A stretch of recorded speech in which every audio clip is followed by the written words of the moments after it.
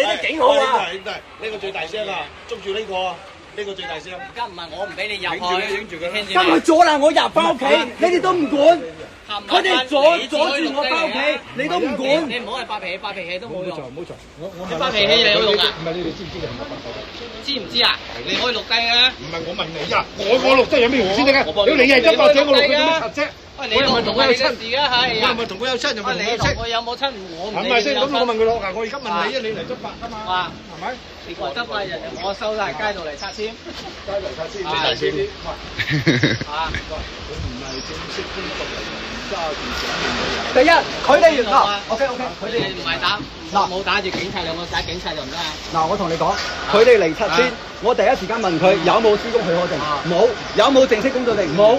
咁佢哋憑乜嘢攔住我？憑乜嘢施工？係咯。咁呢個係咪非法強拆？有冇那個施工證那個先？拿出來！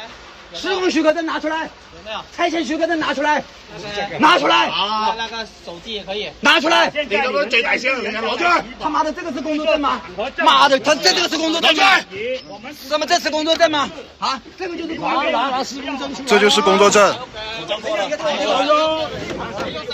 你就錯㗎啦！啊，唔好跳埋手，跳埋手，跳埋手。你自己睇呢個係工作證。睇下我連先啦。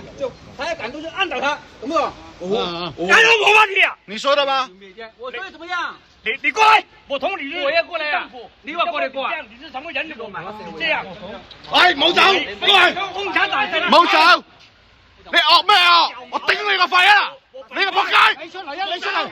你自己出嚟！出嚟！住自己出嚟！你撳住自己出嚟！扮鬼！扮鬼扮馬！咁老閪，自己出嚟！